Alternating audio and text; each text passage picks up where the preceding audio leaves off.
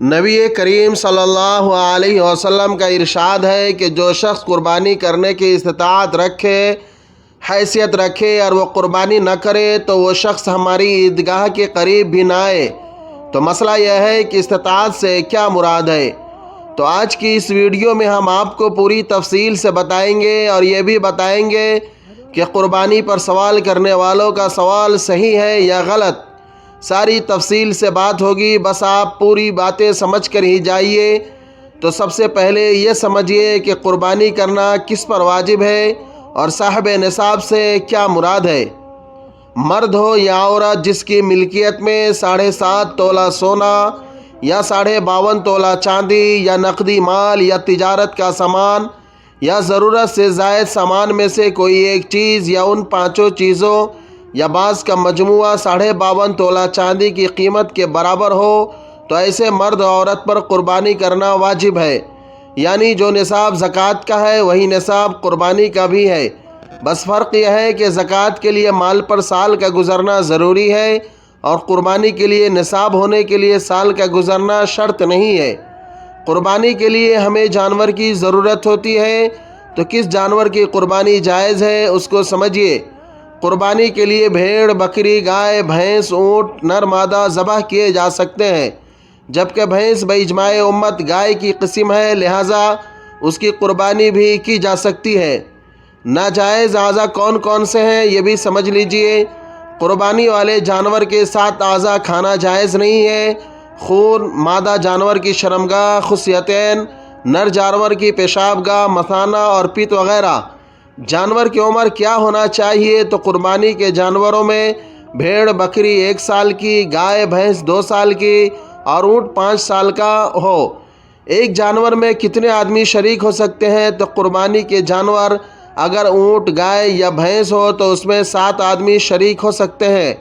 اگر جانور بکری یا بھیڑ ہو تو وہ صرف ایک آدمی کی طرف سے ہوگا اور ایک حصہ مانا جائے گا۔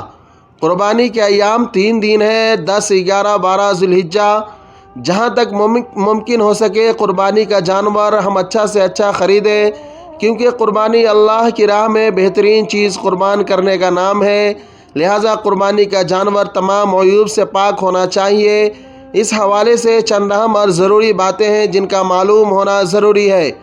خصی جانور کی قربانی کرنا جائز ہی نہیں بلکہ افضل ہے۔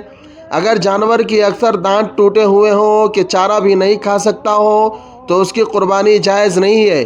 اگر چارہ کھا سکتا ہو تو قربانی جائز ہے۔ جس جانور کی پیدائشی طور پر 1 یا 2 کان نہ ہو یا کان کا تیسرا حصہ یا اس سے زائد حصہ کٹا یا چیرا ہوا ہو تو اس کی قربانی جائز نہیں ہے۔ ہاں اگر تیسرے سے کم کٹا ہوا ہو تو اس کی قربانی جائز ہے۔ جانور کی دم اگر تہائی سے کم کٹی ہوئی ہو تو قربانی جائز ہے، اگر تہائی یا اس سے زائد کٹی ہوئی ہو تو قربانی جائز نہیں ہے۔ گائے یا بھینس وغیرہ کا 1 تھن خراب ہو اور باقی 3 ٹھیک ہو تو قربانی جائز ہے، اگر 2 تھن خراب ہو تو قربانی جائز نہیں ہے۔ جانور اندھا ہو یا کانا ہو یا 1 آنکھ کی تہائی یا اس سے زائد روشنی نہ ہو تو اس کی قربانی جائز نہیں ہے۔ ہاں اگر روشنی تہائی سے کم رہ جاتی ہے تو قربانی جائز ہے۔ قصاب اور ذبح کرنے والے کے لیے ضروری ہے کہ مسلمان ہو۔ اگر کوئی آدمی عقیقہ کی نیت سے قربانی کے جانور میں اپنا حصہ رکھ لے تو یہ جائز ہے۔ یہاں تک ہم نے قربانی کس پر واجب ہے اور کیا شرط ہے یہ سب جان لیا۔ آگے ہم اسلام دشمنوں کے اعتراض کا جواب دیں گے جو بے فضول سوال کرتے ہیں اور یہ غلط نظریہ پھیلاتے ہیں کہ ہر سال ہزاروں لاکھوں جانور ذبح کر دیے جاتے ہیں، اس سے معیشت بہت متاثر ہوتی ہے اور بہت سے جانور ایک ہی دن میں ختم ہو جاتے ہیں جن کا بظاہر کوئی فائدہ نہیں ہے۔ حالانکہ یہ نظریہ بالکل غلط ہے، کیونکہ قربانی والے عمل سے معیشت گرنے کے بجائے مزید مضبوط و مستحکم ہوتی ہے، کیونکہ ایک جانور پالنے میں مختلف مراحل ہوتے ہیں جو معاشی اور روزگار کے لیے فائدہ مند ہے۔ جیسے جانور پالنے میں لاکھوں انسان سال بھر مصروف رہ کر اپنا روزگار کماتے ہیں، اسی طرح چارہ بیچنے کا کاروبار بھی انتہائی نفع بخش اور فائدہ مند ہے، جس کا فائدہ زمیندار کو بھی ہے اور دکاندار کو بھی ہے۔ اور جانوروں کی دیکھ بھال کے لیے ملازم رکھنا کہ غریب اور متوسط طبقے کے ہزاروں افراد اس ذریعہ سے مالی فائدہ اٹھاتے ہیں۔ اس کے ساتھ ساتھ میں دودھ کا نظام کہ ڈیری فارم سے لے کر دودھ خریدنے اور بیچنے والی کمپنیاں، اسی طرح مستقل طور پر ہوٹلوں اور گھروں کی ضروریات کا پورا ہونا، یہ سب جانور کو پال کر فائدہ اٹھاتے ہیں۔ مزید غور کیا جائے تو معلوم ہوگا کہ قربانی کے ایام میں ان کی منڈی میں ٹرانسپورٹ کا نظام، جس میں ٹرانسپورٹر سے لے کر منڈی کے منشی تک فائدہ اٹھاتے ہیں۔ اسی طرح ان دنوں میں جانور بیچنے کے نتیجے میں مالی منافع کا بڑھنا اور قصابوں کی اجرت بھی اسی نظام کا حصہ ہے۔ اور سب سے بڑا فائدہ قربانی کی کھالوں کا وسیع نظام، جس کی بدولت چمڑے کی فیکٹریاں اور کارخانے ترقی کرتے ہیں اور گرم لباس بنتے ہیں، جیسے کوٹ، جیکٹس، بیگز وغیرہ دیگر اشیاء کی بناوٹ یہ چمڑے اور کھال کے بلبوتے ہی کارآمد ہوتے ہیں، جس سے کاروباری حضرات فائدہ اٹھاتے ہیں۔